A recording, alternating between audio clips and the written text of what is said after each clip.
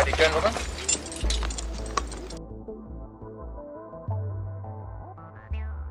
Hey everyone, this is a slightly different video from me because I'm going to make a review of SIGI swords, primarily the Maestro sword, but I'll also talk a little bit about the Messer. I might mention the sword and buckler as well because I've handled them quite a bit.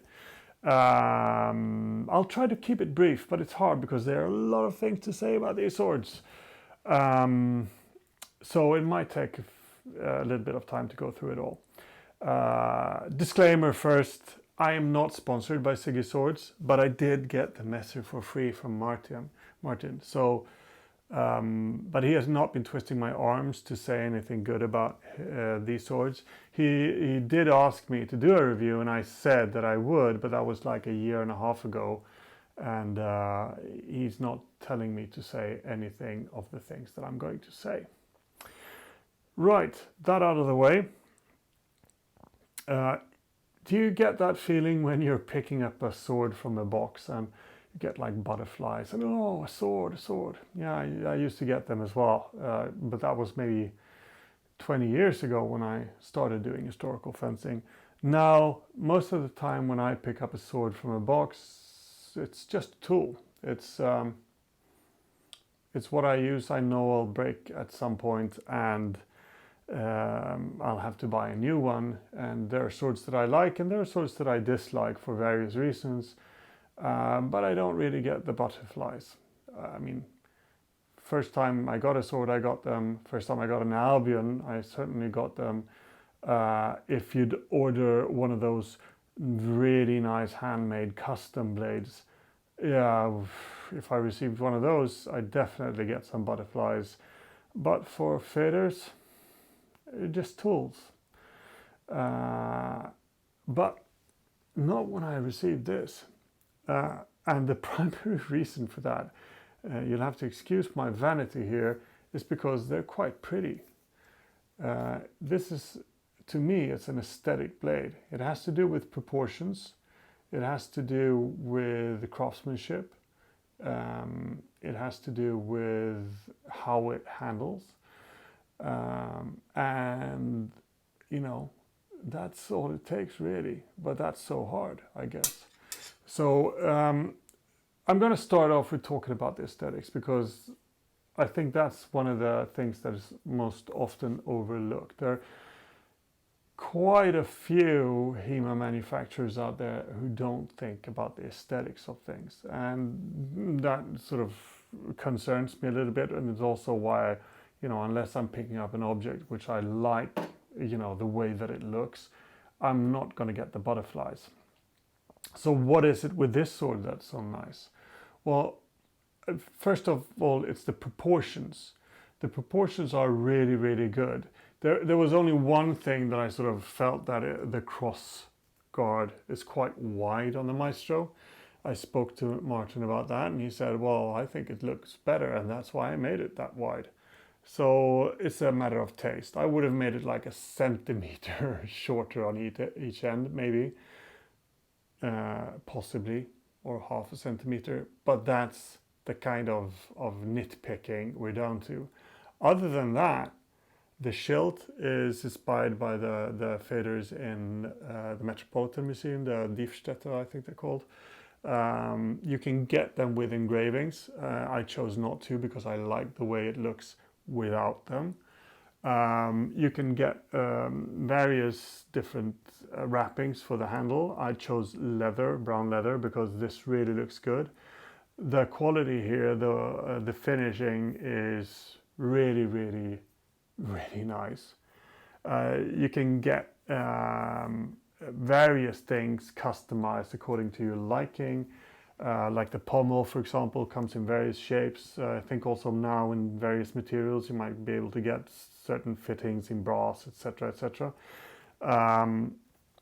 The design of the hilt is quite long. That also has purposes for safety, keeps the blade away from the opponent's blade away from your hands. It also, you know, gives you quite a lot of mass around here, keeping the point of balance close to the crossguard. So that's really, really nice. And in the other end, you've got the spatulated tip on the Maestro, and I think on the other ones as well, of their fader blades. So I prefer the spatulated tip to rolled up tips. And one of the reasons for that is I've seen a rolled up tip go into the flesh of the palm on an open glove, and you get that little sort of roll of flesh coming out inside of that rolled up tip. It's not very nice. I know that one of the complaints, and I'll address that, one of the complaints early on with SIGI's spatulated tip was that they sort of, if you make this sort of too wide and too sharp, you get like a little hatchet that goes into the fencing mask. So there were complaints about that early on. I don't know if they changed the design, but regardless, I've had this blade for over a year and a half, I think, and I've not had that problem. It doesn't dig into the mask at all, So that's a very good design from safety perspective, from handling as well. I don't know how much sort of liveliness it adds with this, extra material up there, but it's got a very nice point control, and I'll come back to that a little bit as well. Right. So one of the things with the Maestro sword is that it's known for being quite flexible. It bends easily, and that's of course a safety thing. But it could also make a sword a little bit flimsy in the bind. And is it flimsy when you bind with another sword? I would argue it's not. It's just right in terms of sturdiness and safety for the thrust. Some people feel that it's a little bit flimsy, and it's not as sturdy as some other swords, but that's also the reason why they're designed like this. I think it's a good compromise. I think that they found sort of the good middle ground here, because I also felt a disadvantage in the bind with some other blades, but you can easily compensate for that in your fencing. So you get used to it and you adapt and you compensate for it, and that's, I think, a good habit as well. Sort of forces you maybe to have a stronger bind by technique and not just by using a heavier blade or a more front heavy blade. So yeah, for me, that's not an issue. I think this is really good compromise between, or a good balance between thrust safety, point control, and sort of how you feel the blade. So all of that is really nice. Right, and then, yeah, okay, so I like how it handles, I like how it looks, but there's another thing that I really like, and that's that Martin Fabian is a very good fencer, of course, and he has brought those fencing ideas with him into the design. So he's been very conscious in how he's designed this. I asked him questions prior to this review about the various design decisions that he made, and everything is in the way that it is because he made a design decision. And the good thing about this is that SIGI Forge actually has a local workshop. So it's not that they make someone else do the blade. They do have a few things like hardening the steel, I think, something like that is made by some external partner to them. But other than that, they're designing and making these swords and products themselves. So that's a really good way of having control over the entire production, and I think that's a reason for it. And also, because they are fencers, that's also a reason for me to support them. It makes them a good company in my view. And I know they're not the only ones. There are other companies like that out there, maybe even most of the companies. But yeah, I think that's one of the reasons that Martin is such a good fencer. He understands what he wants and he's able to design them like this. And he also apparently or obviously has an aesthetic eye. Another thing is the attention to detail in these swords. These are tools, but they do give me a little bit of those butterflies that I spoke of.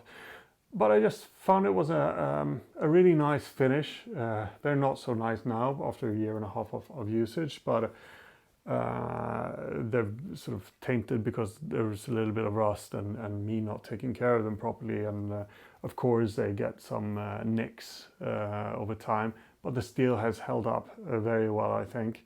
That's always a concern when you're fighting other blades, you know, which steel is going to make a dent in the other, you know, and they do have a few dents, but that's to be expected. But the finishing is really, really nice on them, and just how they're shaped. Like if you just look at that, the nail on this, you know, and how it's sort of shaped out and formed. It's hard to convey on video, but it's just a very, very well made and well designed product, I think. So I like it. I like the brass fittings that they have in the handle, go through these little cylinders, goes through the handle. I like the wood and the feel of that and all of that. So these are very well made products. So yeah, I hope that you find this a little bit useful. Maybe I'm able to dispel a few of the criticisms that SIGI has received. I've not found any of those to be even remotely an issue. And generally, from the positive things, I can attest to all of the positive things that they've said about these blades. And also with the single, the sort of buckler products as well. I've handled those and they're really, really nice. I'll definitely buy more products from them. I'm actually waiting for new sort of buckler that I've ordered. So that's maybe one of the issues with SIGI. The waiting time is quite long, but that's, I think, the case for all of the sword manufacturers. It's apparently very hard to keep that product going. And as a manufacturer myself, I know why and I know how that works. So yeah. Very nice blades. I have no really any major issues with any of these products, so I really recommend them and I like them. And you know, let me know what you think in the comments below, and don't forget to subscribe, you know, like, comment, and click that little bell icon on YouTube, because otherwise you may miss some updates. Thank you for joining me today. Farewell.